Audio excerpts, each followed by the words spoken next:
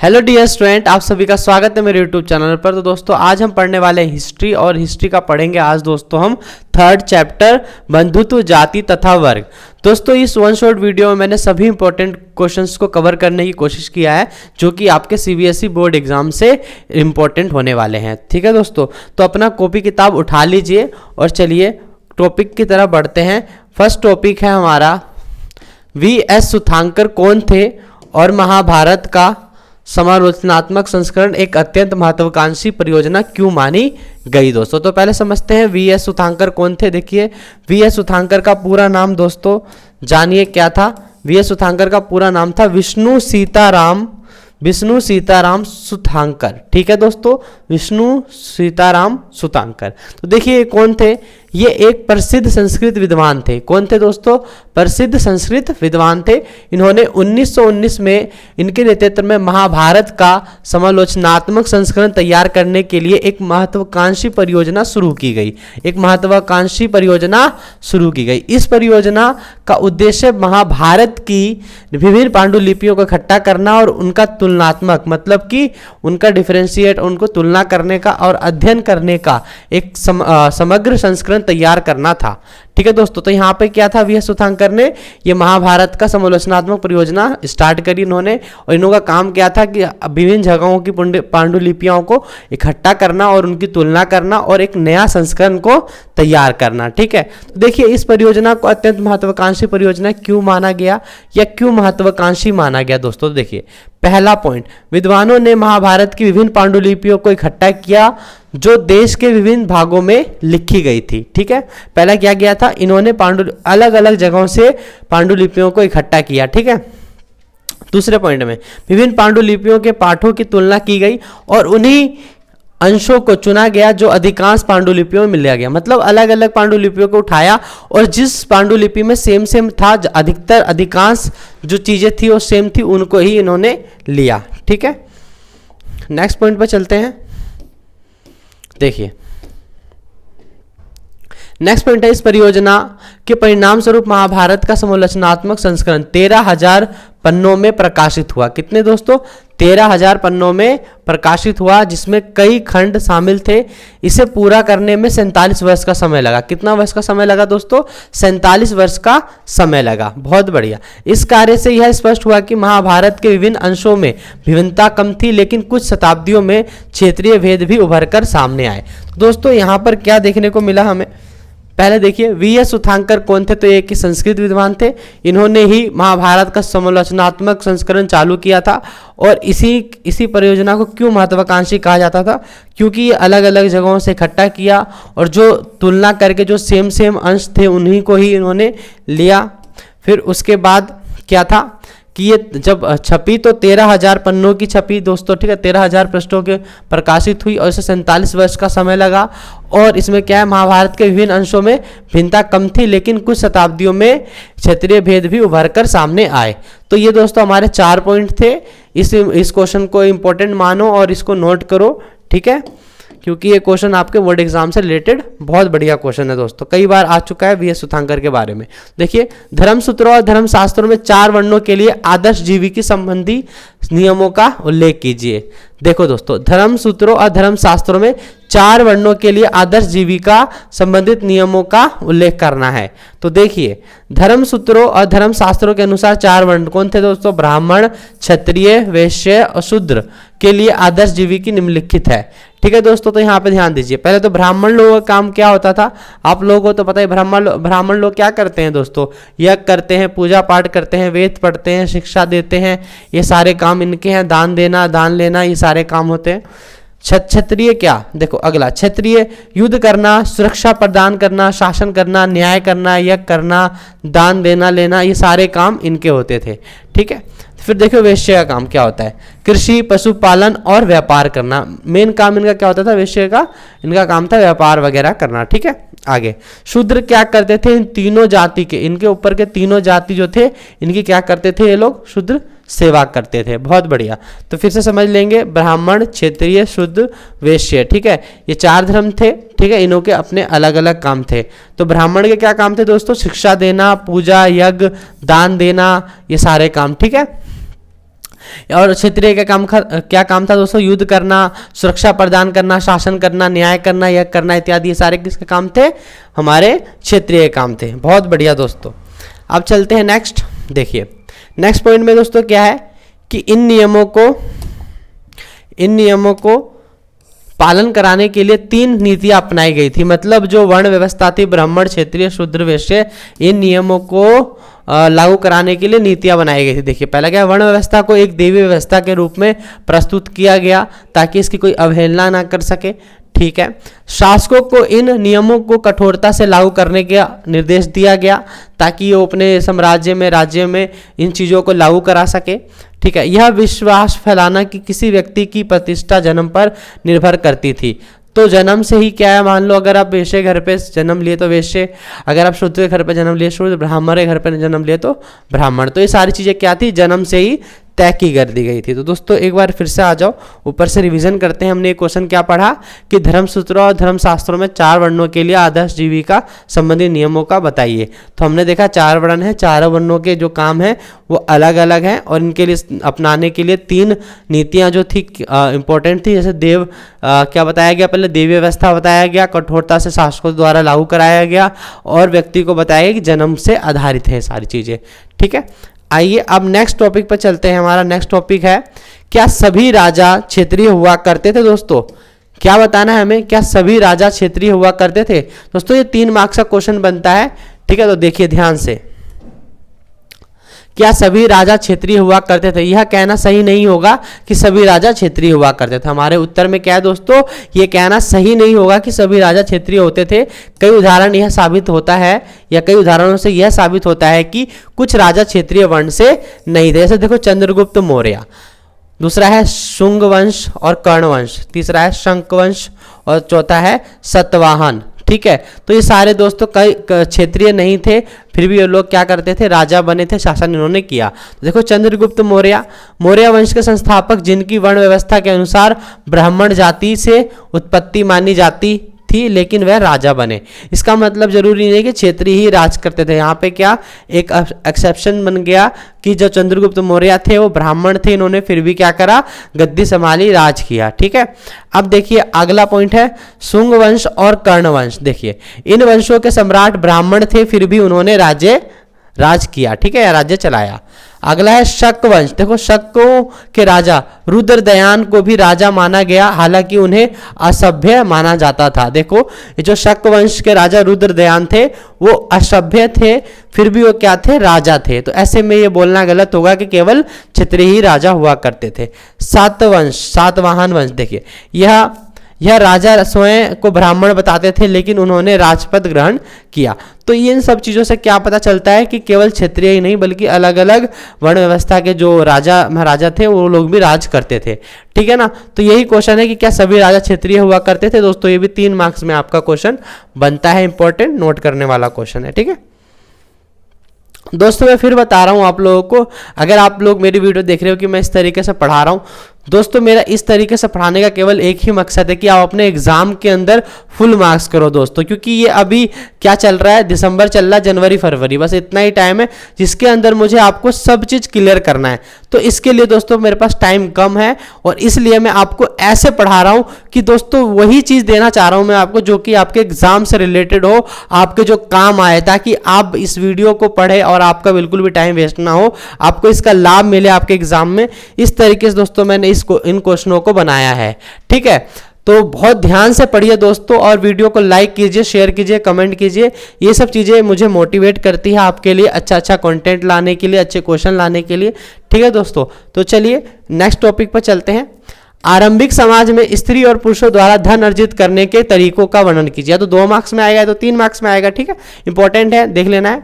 मनुस्मृति के अनुसार स्त्री और पुरुषों द्वारा धन अर्जित करने के निम्नलिखित तरीके हैं। मनुस्मृति के अंदर स्त्री और पुरुषों के धन अर्जित करने के निम्नलिखित तरीके हैं। तो देखिए पहला, विरासत में, खोज में, खरीद, व्यापार, निवेश, कार्य, भेंट द्वारा धन अर्जित करना, स्त्रियों द्वारा धन अर्जित करने के तरीके। अब देखिए ये तो थे सारे पुरुषों के द्वारा धन अर्जित करने के तरीके कैसे कैसे थे। विरासत में मिली होती है, या खोज करके आते हैं कुछ, ठीक है, या कुछ खरीद के लिए आते हैं, व्यापार करते हैं, कुछ निवेश करते हैं, कुछ कार्य करते हैं, कुछ भेंट में मिल जाता है, और ये सारे धन अर्जित करने के तरीके हैं पुरुष के।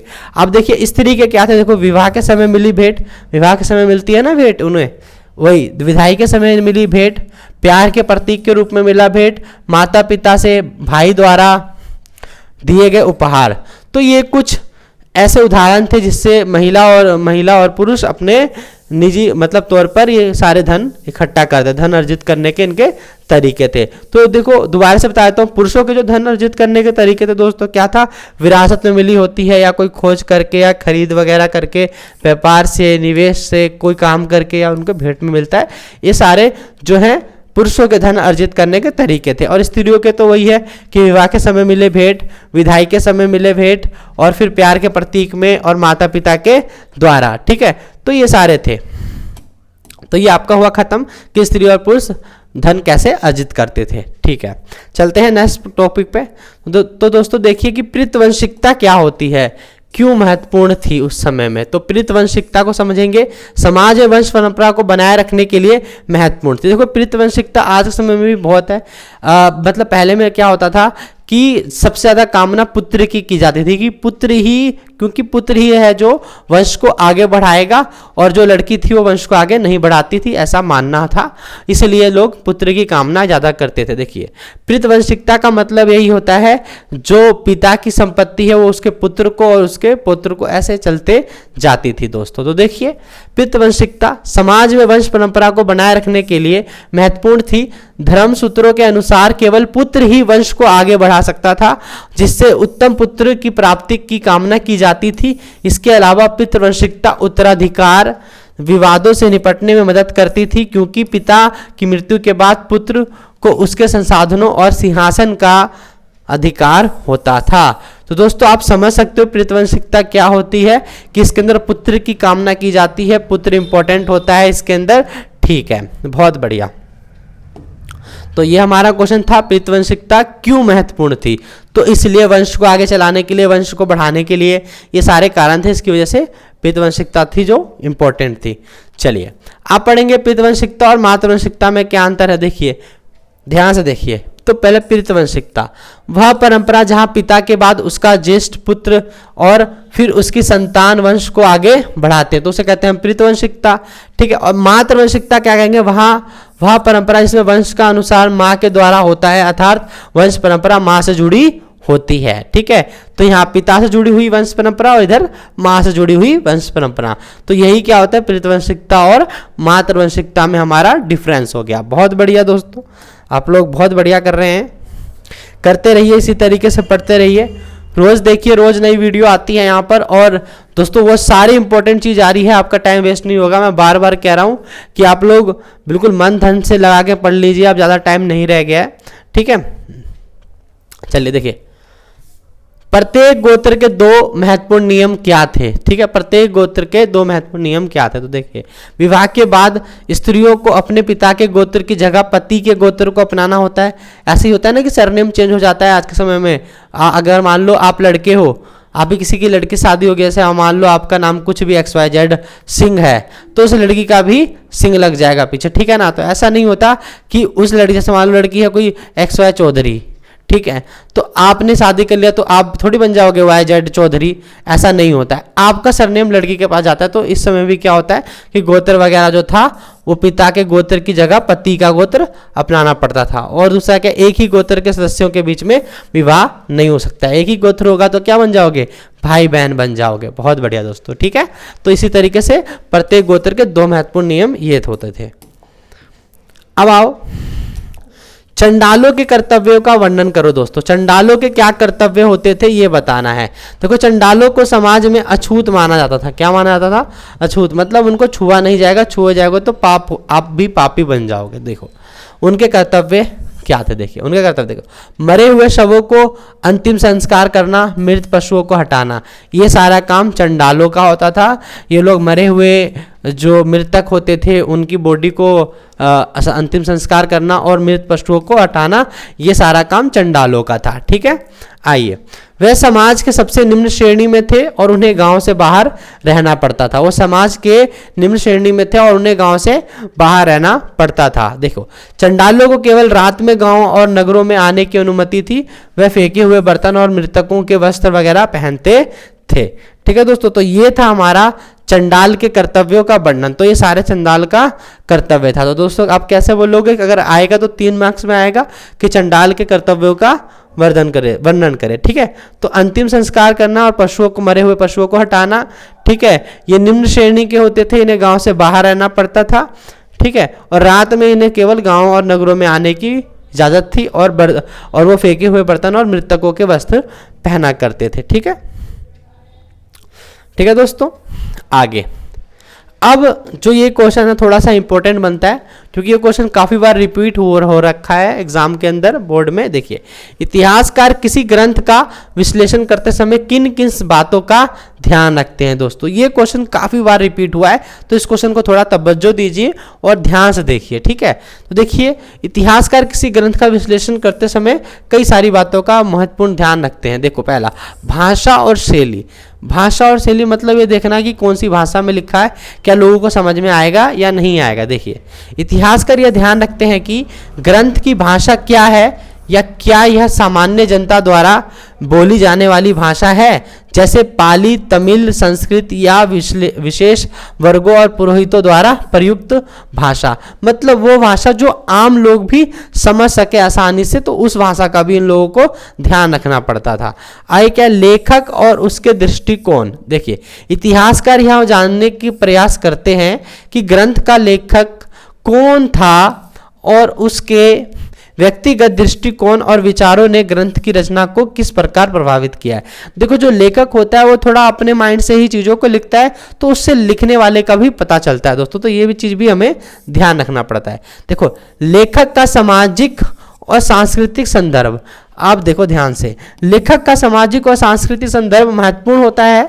ठीक है, महत्वपूर्ण होता है क्योंकि इससे यह समझने में मदद मिलती है कि उस समय के समाज और सांस्कृतिक परिवेश का ग्रंथ पर क्या प्रभाव था। तो दोस्तों यहाँ पर ध्यान दीजिए कि लेखक का कैसे, मतलब क्या लेखक जो सोचता है उसी हिसाब से वो लिखता भी है। तो ये सारी चीजें इंपॉर्टेंट है, ध्यान में रखना होता है। आगे पॉइंट में चलते हैं। देखिए, स्रोतों की अभिरुचि। अब सुनने वालों की भी तो अभिरुचि होनी चाहिए। अब अगर मान लो आप कोई बुक लिखते हो, या मान लो अभी हमारे बॉलीवुड या हॉलीवुड या कहीं भी कोई भी इंटरेस्टिंग में मूवी बनती है, तो वहाँ पे ऑडियंस क्या देखना चाहती है उसी हिसाब से वो बनाते हैं। तो इसमें भी क्या होता है, श्रोताओं की अभिरुचि किसमें होती है, तो वो भी देखना पड़ता है लेखकों को जब लिखते हैं इतिहासकार। तो ध्यान देखिए, इतिहासकार यह भी जानते हैं कि ग्रंथ के लेखन के समय उसके श्रोताओं की अभिरुचियों और आवश्यकताओं पर क्या ध्यान दिया गया था। लेखक ने अपने श्रोताओं के हितों को ध्यान में रखते हुए ग्रंथ की रचना की होगी। ठीक है ना, मतलब सुनने वाले होते हैं, जिन्हें जो जैसा सुनना अच्छा लगता है वैसा ही वो लोग लिखना भी शुरू कर देते हैं। अगला क्या है, 5वां पॉइंट, ग्रंथ का स्वभाव और रचनात्मक भूमि। ठीक है, देखिए, इतिहासकार यह भी विश्लेषण करते हैं कि ग्रंथ की रचना किस उद्देश्य से की गई थी और इसका सामाजिक या धार्मिक संदर्भ क्या था। रचनाकार के विचार और उसकी सामाजिक स्थिति का विश्लेषण करके ही वह ग्रंथ के ऐतिहासिक महत्व को समझ सकते हैं। मतलब कि जैसे उस किताब को पढ़ा दोबारा उन्होंने, मतलब जो किताब लिखी गई उसको पढ़ा और उसकी सामाजिक स्थिति का विश्लेषण करके ही वह ग्रंथ के ऐतिहासिक महत्व को समझ पाते थे। दोस्तों यहाँ पे क्या पॉइंट पढ़े हमने, 5 पॉइंट पढ़े। जरा एक बार ध्यान देते हैं इन 5 पॉइंट को, क्योंकि दोस्तों ये इंपॉर्टेंट है एग्जाम के पॉइंट ऑफ व्यू से। तो जरा इसे ध्यान से देखना है आपको। ठीक है, भाषा और शैली का ध्यान रखते थे, मतलब वो बहुत नॉर्मल भाषा रखते ताकि आम जनता भी उसको समझ सके। अगला क्या है, लेखन और उसके दृष्टिकोण। तो दोस्तों क्या होता है, लेखन जब मतलब लेखक जब कोई किताब लिखता है तो उसका भी दृष्टिकोण उसमें बहुत इंपॉर्टेंट रोल निभाता है, और जो उस ग्रंथ में लिखे हुए उसको ग्रंथ को भी प्रभावित करता है। ठीक है, और दूसरा क्या है, लेखक का सामाजिक और सांस्कृतिक संदर्भ। ये भी बहुत इंपॉर्टेंट है। लेखक का सामाजिक और सांस्कृतिक संदर्भ महत्वपूर्ण होता है। क्यों? क्योंकि इससे यह समझने में मदद मिलती है कि उस समय के समाज और संस्कृति परिवेश का ग्रंथ पर क्या प्रभाव पड़ा था। ठीक है, फिर अगला पॉइंट है श्रोताओं की अभिरुचि। अब लेखक जब लिखते हैं तो श्रोताओं की भी ध्यान रखते हैं कि उनको क्या पसंद है क्या नहीं है। आगे ग्रंथ का स्वभाव और रचनात्मक भूमि, तो क्या स्वभाव होगा। जैसा इतिहासकार यह भी विश्लेषण करते हैं कि ग्रंथ की रचना किस उद्देश्य से की गई थी और इसका सामाजिक या धार्मिक संदर्भ क्या था। रचनाकार के विचार और उसकी सामाजिक स्थिति का विश्लेषण करके ही ग्रंथ के ऐतिहासिक महत्व को समझ सकते हैं दोस्तों। तो हम अगर ग्रंथ पढ़ेंगे तो ग्रंथ के बारे में समझ सकते हैं कि कैसे उसने मतलब क्या सोच के लिखा होगा। तो इन सभी बिंदुओं का गहन अध्ययन करने के बाद ही इतिहासकार किसी ग्रंथ को ऐतिहासिक पूर्ण निर्माण के लिए प्रयोग करते हैं। ठीक है ना, मतलब हमें तो पहले पता होना चाहिए कि उसके अंदर क्या लिखा था और उसको किस तरीके से रिफॉर्म करना है, दोबारा लिखना है। तो ये सारी चीजें समझना बहुत जरूरी होती है। ठीक है, अब चलते हैं दोस्तों सेकंड क्वेश्चन पे। क्या महाभारत के एक ही रचयिता थे? क्या महाभारत के एक ही रचयिता थे दोस्तों? तो ये बताना है नहीं दोस्तों, क्योंकि इसे अलग अलग समय पे अलग अलग लोगों के द्वारा लिखा गया है। तो आइए इस देखो, ये क्वेश्चन मोस्ट इंपॉर्टेंट है दोस्तों। ये क्वेश्चन मोस्ट इंपॉर्टेंट है, मोस्ट इंपॉर्टेंट, मोस्ट वांटेड है ये क्वेश्चन। क्या महाभारत के एक ही रचयिता थे?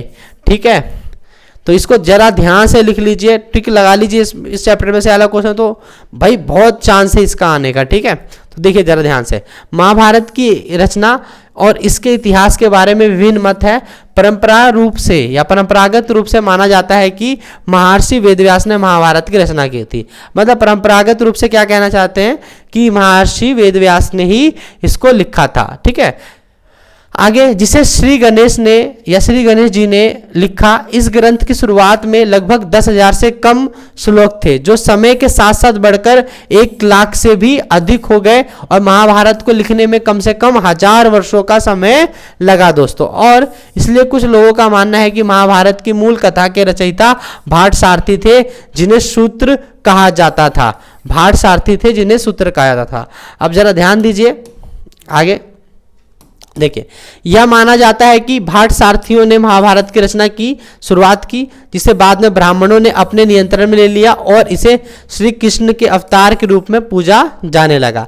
इस प्रक्रिया में महाभारत में उपदेशात्मक विचार जुड़ गए और जुड़ते चले गए और समय के साथ साथ यह ग्रंथ विभिन्न रूपों में विकसित होता गया। महाभारत के अधिकांश घटनाक्रम कुरु और पंचाल महाजनपदों के आसपास घूमते हैं और इसमें मनुस्मृति के विभिन्न प्रकरण भी जुड़े गए हैं। तो दोस्तों देखिए, बहुत सिंपल क्वेश्चन है, कोई ऐसी बड़ी चीज नहीं है। जरा ध्यान दीजिए शुरू से। तो सबसे पहले परंपरागत रूप से क्या माना जाता है कि महर्षि वेदव्यास ने इसको लिखा होगा, जिसके बाद श्री गणेश जी ने लिखा। और इस ग्रंथ की शुरुआत लगभग 10,000 से कम श्लोकों से थी, लेकिन बाद में जाकर ये 1 लाख से भी अधिक हो गई। और महाभारत लिखने में कितना समय लगा? कम से कम 1000 वर्षों का समय लगा। और इसलिए कुछ लोगों का मानना है कि महाभारत की मूल कथा के रचयिता भाट सारथी थे, जिन्हें सूत्र कहा जाता था। अब देखिए, जो भाट सारथी थे इन्होंने महाभारत की रचना की शुरुआत की, लेकिन बाद में ब्राह्मणों ने अपने नियंत्रण में ले लिया और इसे श्री कृष्ण के अवतार मानकर इसको पूजने लगे। और इसी प्रक्रिया में महाभारत में उपदेशात्मक विचार जुड़ते गए और समय के साथ साथ ग्रंथ विभिन्न रूपों से विकसित होता गया। और महाभारत का घटनाक्रम जो है वो कहाँ पे? कुरु और पंचाल महाजनपदों के आसपास ही घूमता है और इसमें मनुस्मृति के विभिन्न प्रकरण भी जोड़ते चले गए। तो दोस्तों ये हमारा इंपॉर्टेंट क्वेश्चन था, जो कि मैंने आपको 2 बार पढ़ के बता दिया दोस्तों। तो इसको अपने दिमाग में डाल लो, ठीक है, क्योंकि ये आपके एग्जाम के पॉइंट ऑफ व्यू से ज्यादा इंपॉर्टेंट है।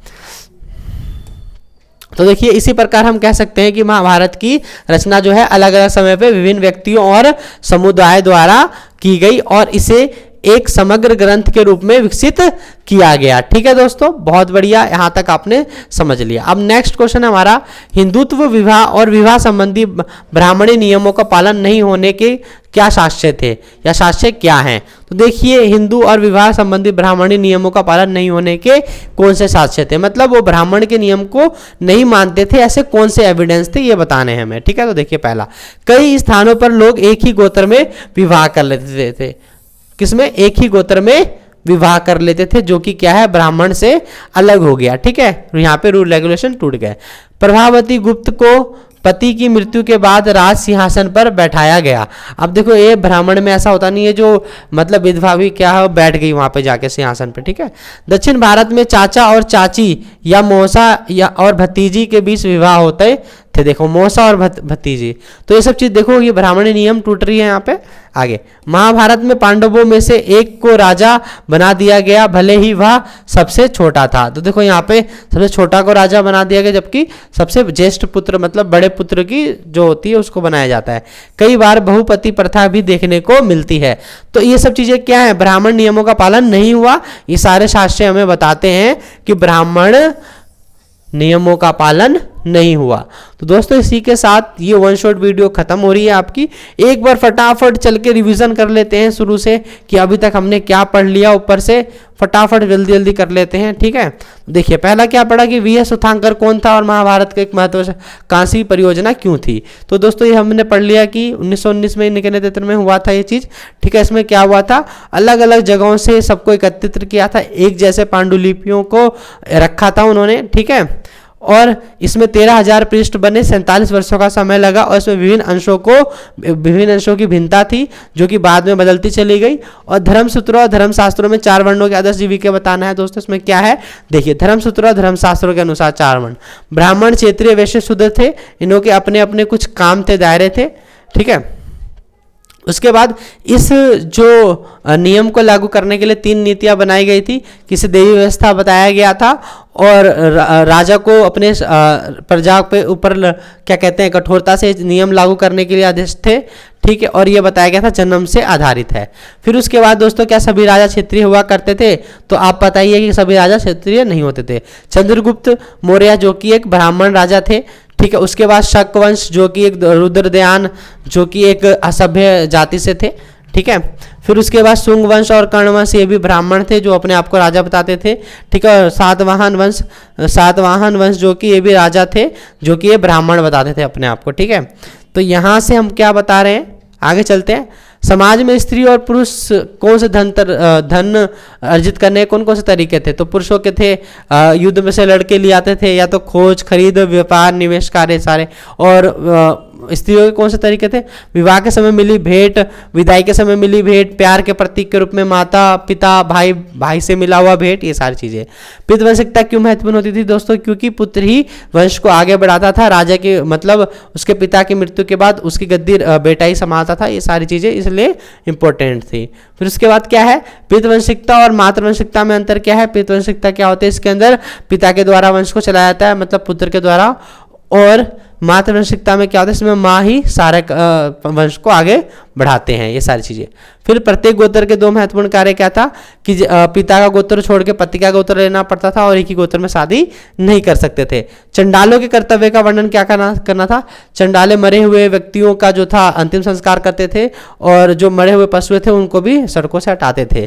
फिर उसके बाद ये निम्न श्रेणी में रहते थे, गाँव से इन्हें बाहर रखा जाता था, ठीक है। और इन्हें गाँव में केवल रात को ही आने की अनुमति थी और ये मरे हुए लोगों के कपड़े बर्तन वगैरह यूज करते थे, ठीक है। उसके बाद इतिहासकार किसी ग्रंथ का विश्लेषण करते समय किन किन बातों का ध्यान रखते थे, ये भी इंपॉर्टेंट था। तो क्या है, भाषा और शैली इसका ध्यान रखते थे, लेखक और उसके दृष्टिकोण का भी ध्यान रखते थे, ठीक है। लेखक का सामाजिक और संस्कृति संदर्भ भी समझ कर उनका पुनर्निर्माण करने की कोशिश करते थे।